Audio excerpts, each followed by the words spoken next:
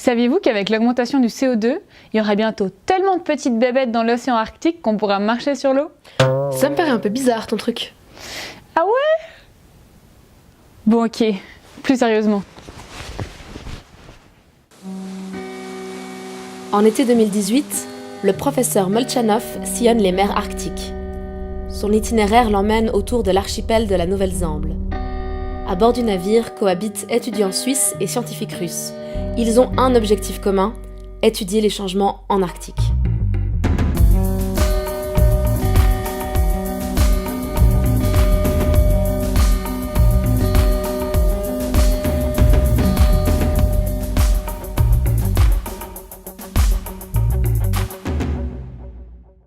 Quand on parle de réchauffement climatique, on aborde souvent les conséquences sur l'écosystème.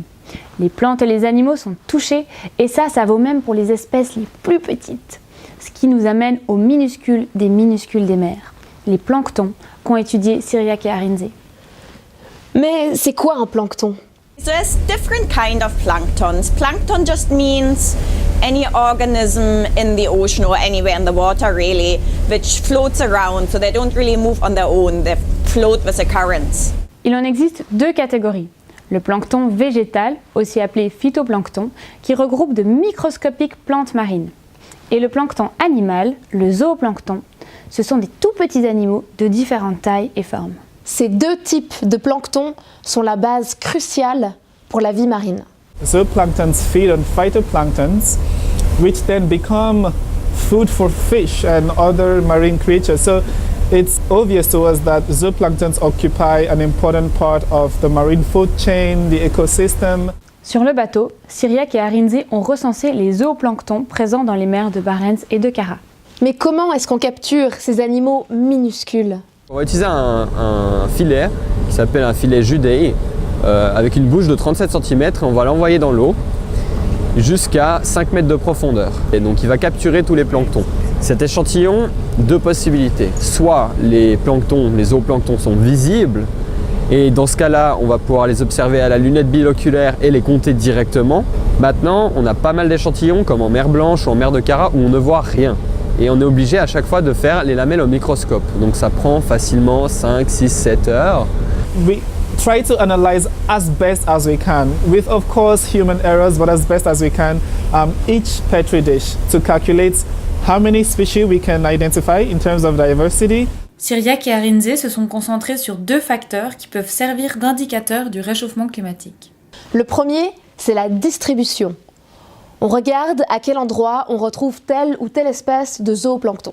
On a plusieurs types de zooplancton. On a des zooplanctons de type boréal, donc qu'on va plutôt retrouver dans la mer Blanche, et des zooplanctons de type plus arctique qu'on va retrouver au nord de Novaya Zemlya ou plutôt sur la côte ouest. Si on regarde l'évolution de la distribution des zooplanctons au fil des années, on pourrait obtenir un indicateur du réchauffement climatique. Par exemple, les planctons de type boréal, qui vivent plus au sud.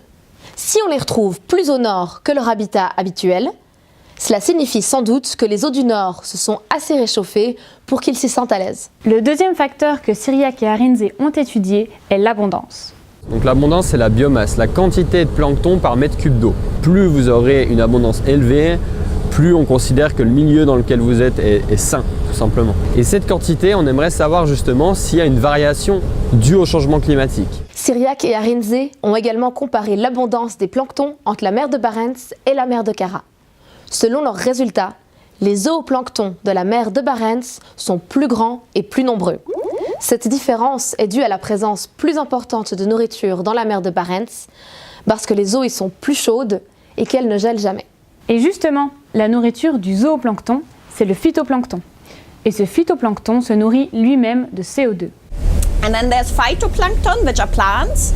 So they photosynthesize. They use light from the sun to make their body mass, like plants on land. And they use this biochemical energy to take inorganic carbon from the atmosphere, so CO2 from the atmosphere, and fix that into their organic carbon biomass. Dans les serres de culture, on augmente la quantité de gaz carbonique quand on veut accélérer la croissance des plantes. Comme le phytoplancton se nourrit de CO2, on pourrait penser que l'augmentation de ce gaz dans l'atmosphère est une aubaine pour ces micro-organismes. Mais ce n'est pas aussi simple.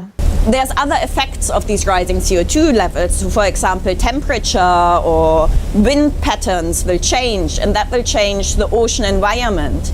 So for example, it has been shown that if temperatures increases, the upper layer of the ocean where the phytoplankton lives becomes a lot shallower, and there is less nutrients from the deep water for the phytoplankton to use.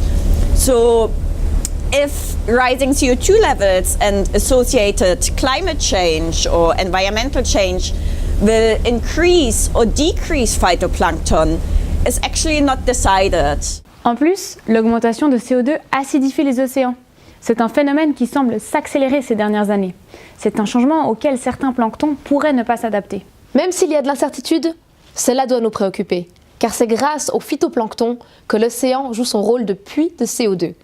En faisant de la photosynthèse, il consomme le dioxyde de carbone et relâche de l'oxygène. Sans compter le fait que ces microplantes sont la base de la chaîne alimentaire marine. Donc plus de phytoplancton, Plus de zooplancton, plus de petits poissons plus de poissons carnivores, et plus de requins. bref, une grande perte pour la biodiversité des océans. Le plancton, le CO2 et les requins, tout est lié.